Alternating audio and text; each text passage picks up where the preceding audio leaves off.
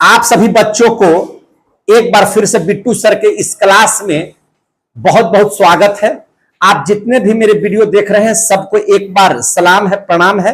और mathematical terms, कल mathematical terms का एक पार्ट पढ़ाए थे जिसमें 1 से 50 तक मीनिंग आपको बताए थे, कह सकते हैं स्पेलिंग सहित आपको बताए थे कि जोड़ को अंग्रेजी में क्या कहेंगे, घटाव को क्या कहेंगे, भाग को क्या कहेंगे। इस तरह से आपको मैथमेटिकल टर्म 50 हम बनाए थे जिसको हमने आज सुना भी।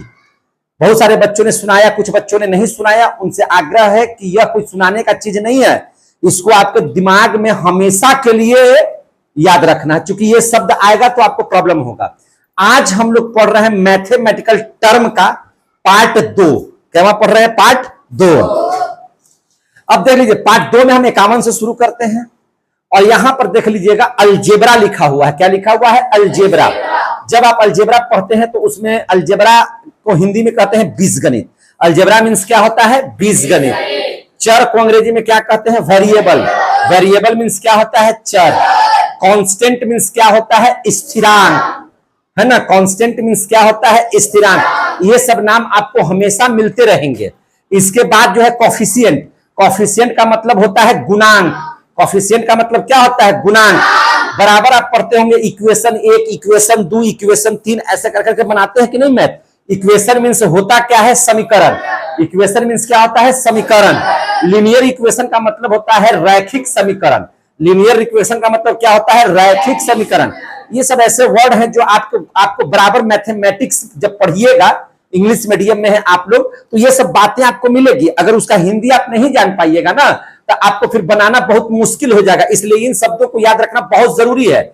इसके बाद इक्वेशन में आप पढ़िए क्वाड्रेटिक इक्वेशन। क्या पढ़िएगा? क्वाड्रेटिक इक्वेशन, जिसको हम लोग कहते हैं हिंदी में द्विघात समीकरण। क्या कहते हैं? द्विघात समीकरण।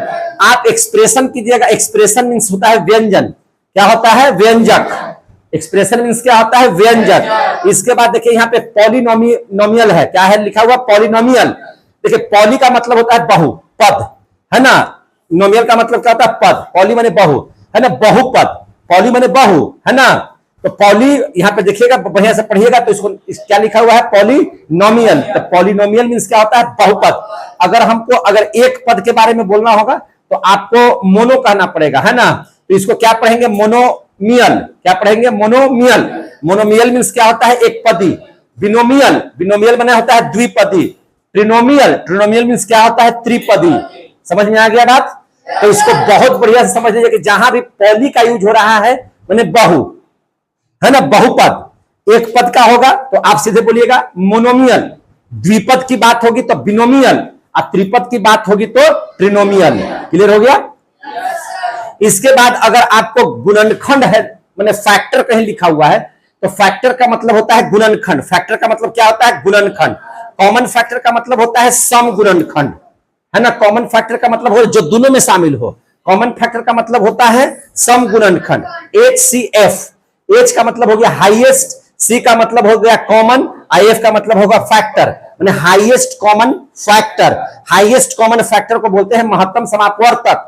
क्या बोलते हैं? महत्तम समापवर्तक। और वहीं पर अगर लीस्ट कॉमन फैक्टर बताइएगा तो उसी को शॉर्ट में कहते हैं LCM, least common factor, least common multiple, है ना। LCF नहीं, LCM, least common multiple. Least common multiple को हम लोग बोलते हैं लघुत्तम समापवर्त्य। क्या बोलते हैं उसको? लघुत्तम समापवर्त्य। अब यहाँ पे ज्योमेट्री आप पढ़ते होंगे, तो ज्योमेट्री माने रेखा गणित भी बोल सकते हैं या ज्यामिति भी बोल सकते हैं। क्या बोल सकते हैं उसको? ज्यामिति। ज्योमेट्री मीन्स क्या होता है? ज्यामिति। लाइन मीन्स क्या होता है? रेखा। लाइन मीन्स क्या होता है? रेखा। रे मीन्स क्या होता है? किरण। लाइन सिगमेंट मीन्स क्या होता है? रेखाखंड। कहीं भी अगर लाइन सिगमेंट लिखा हुआ तो इसका अर्थ आपको जानना है कि इसका अर्थ होता है रेखाखंड, है ना। लाइन सिगमेंट का अर्थ क्या होता है? रेखाखंड। पॉइंट मीन्स क्या होता है? बिंदु, जो आप जानते भी हैं। पॉइंट मीन्स क्या होता है? बिंदु। Parallel lines. Parallel lines means समानांतर रेखा। पैरेलल लाइंस मीन्स क्या होता है? समानांतर रेखाएं। परपेंडिकुलर। परपेंडिकुलर का मतलब होता है लंब, है ना। परपेंडिकुलर का मतलब क्या होता है? लंब, है ना। ट्रायंगल। ट्रायंगल मीन्स क्या होता है? त्रिभुज, है ना। 3 एंगल, है ना। ट्रायंगल। ट्रायंगल मीन्स क्या होता है? त्रिभुज। अब देख लीजिए त्रिभुज तीन तरह के आपको किसके आधार पर, भुजा के आधार पर, किसके आधार पर, भुजा के आधार पर। तो सबसे पहले समबाहु जिसकी सभी भुजाएं बराबर हो, इक्विलैटरल ट्रायंगल उसको कहेंगे, क्या कहेंगे, इक्विलैटरल ट्रायंगल। समद्विबाहु को कहेंगे आइसोसेलेस ट्रायंगल, क्या बोलेंगे, आइसोसेलेस ट्रायंगल। इसको क्या बोलेंगे, समद्विबाहु त्रिभुज। कुछ कुछ उच्चारण इधर उधर हो सकते हैं, है ना, किसी किताब में कुछ, किसी किताब में कुछ, तो आप बोल सकते हैं। Scalene triangle, scalene triangle means होता है विषम बाहु त्रिभुज जिसकी एक भी भुजा आपस में बराबर न हो। समद्विबाहु आइसोसेलेस किसको बोलेंगे, जिसकी दो भुजाएं बराबर हो। ये तो बात की बात है, अभी तो हम पढ़ा रहे हैं ये। अब आ जाइए, समकोण त्रिभुज को क्या बोलेंगे, right angle triangle, right angle triangle. समझ में आ रहा है बात। अब देखिए क्वाड्रिलेटरल, तो क्वाड्रिलेटरल मींस होता क्या है, चतुर्भुज। क्वाड्रिलेटरल मींस चतुर्भुज।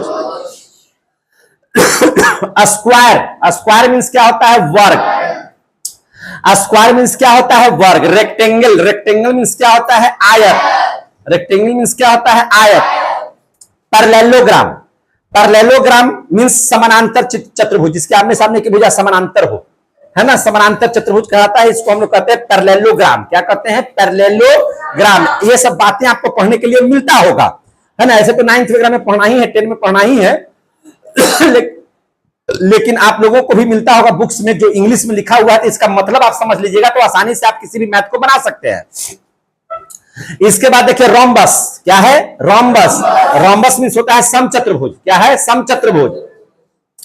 ट्रेपेजियम, ट्रेपेजियम, ट्रेपेजियम मींस होता है समलंब चतुर्भुज जिसकी दो भुजा समानांतर, दो भुजा असमानांतर, है ना। इस सब पर क्लास है मेरा, सब पर वीडियो बना करके ऑलरेडी डाला हुआ है कि पैरेललोग्राम किसे कहेंगे, है ना, रोम्बस किसे कहेंगे, ट्रेपेजियम किसे कहेंगे, इस सब पर मेरा फुली क्लास बना हुआ है।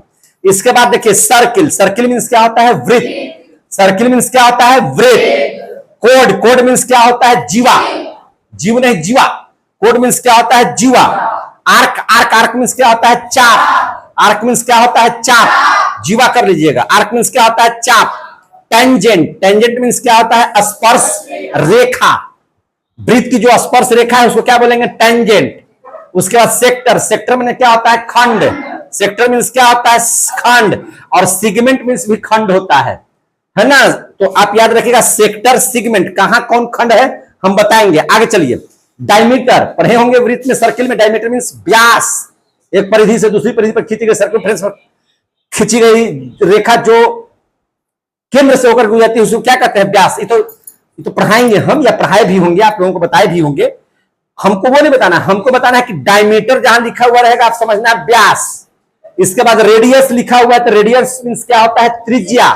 रेडियस मींस क्या होता है, त्रिज्या। देखिए ऐसा चिन्ह कहीं है तो पाई है, वो पीआई, पाई, पाई, पाई लिख पढ़ते हैं उसको क्या बोलते हैं, पाई। ऐसा चिन्ह भी रहता था उसको क्या बोलते हैं, पाई। जहां भी इस तरह का चिन्ह देखिएगा तो उसको बोलेंगे पाई। पाई का मान 22, हाँ ठीक है। अब आता है थ्योरम। थ्योरम आपको कभी कभी पढ़ाया जाता है, थ्योरी, थ्योरम पढ़ाया जाता है। तो थ्योरम मींस होता है प्रमेय। थ्योरम मींस क्या होता है, प्रमेय। जैसे त्रिभुज के तीनों कोणों का जो 180 डिग्री होता है, यह क्या है, यह थ्योरी है, थ्योरम है ये। तो थ्योरम मींस क्या होता है, प्रमेय। प्रूफ मींस क्या होता है, प्रमाण। प्रूफ मींस क्या होता है, प्रमाण। कंस्ट्रक्शन, कंस्ट्रक्शन मींस क्या होता है, निर्माण, रचना। निर्माण भी बोल सकते हैं या रचना, बगल में लिख लीजिए रचना। कंस्ट्रक्शन मींस क्या होता है, निर्माण भी बोल सकते हैं या रचना भी बोल सकते हैं। अब देखिए, है ना, सब चूंकि रचना वगैरह हम लोग बहुत करते हैं, कंस्ट्रक्शन बहुत करते हैं, निर्माण करना उसको कहते हैं। आगे देखिए मिड पॉइंट, और कहीं भी मिड पॉइंट है तो यानी कि मध्य बिंदु। मिड पॉइंट मींस क्या होता है, मध्य बिंदु। मिड पॉइंट मींस क्या होता है, मध्य बिंदु। अब देखिए यहाँ पे बिसेक्टर, कोई रेखा अगर बिसेक्ट करती है माने द्विभाग में बांटती है, द्विभाजक। बिसेक्टर का मतलब क्या होता है, द्विभाजक। और इसके बाद 99 नंबर पर देखिए इंटरसेक्ट। इंटरसेक्ट का मतलब होता है प्रतिच्छेद। एक रेखा ऐसे, एक रेखा एक ऐसा, या दोनों एक दूसरे को प्रतिच्छेद किया तो उसको कहेंगे इंटरसेक्ट। क्या बोलेंगे, इंटरसेक्ट। और बिसेक्टर माने दो भाग में बांट देना, इंटरसेक्ट माने प्रतिच्छेदी रेखा, है ना।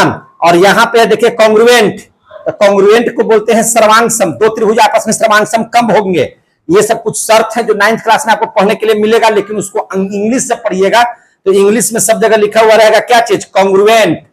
तो आपका ये कहां तक आज हमने बताने का काम किया है, 100 तक। मैंने पहले भी कहा है कि आपको मैथमेटिकल टर्म्स, चूंकि इंग्लिश मीडियम के आप लोग स्टूडेंट्स हैं और इंग्लिश में लिखी गई बातों को अगर हिंदी में आप नहीं जान पाइएगा तो आप समझ नहीं पाइएगा, तो मैथ हो जाएगा आपका कमजोर। इसलिए हमने सोचा कि सबसे पहले क्यों ना ऐसा किया जाए कि प्रत्येक बच्चे मैथ में अगर ये सब शब्द आते हैं तो उसका अर्थ क्या होगा बच्चे जान लेंगे। अभी बहुत सारे मैथमेटिकल टर्म्स मेरे पास हैं, अभी आज जो है से 100 तक ही रहेगा, कल फिर 50 बता देंगे नया शब्द, है ना, जो आप लोगों को ध्यान में रखना है ना। ये अगर अच्छा लगा होगा तो आप सभी को बहुत बहुत बधाई, और लगता है कि यह मेरे लिए काम का चीज है, ये जानना जरूरी है। कहीं भी अगर ये शब्द आ गया तो आपको किसी से पूछने की जरूरत नहीं होगी, आपके कॉपी में लिखा हुआ रहेगा, आपको याद अगर रहेगा तो आपके दिमाग में रहेगा, है कि नहीं, और आप आसानी से उस बात को समझ करके मैथ बना सकते हैं। मैथ को आसान बनाने के लिए ही हमने मैथमेटिकल टर्म्स बनाया और आप सभी के बीच में इसे परोसने का काम किया, है कि नहीं। आप सभी बच्चों को बहुत बहुत धन्यवाद। अब हम लोग मिलेंगे कल, है ना। तब तक के लिए आप लोगों को जय हिंद, जय भारत।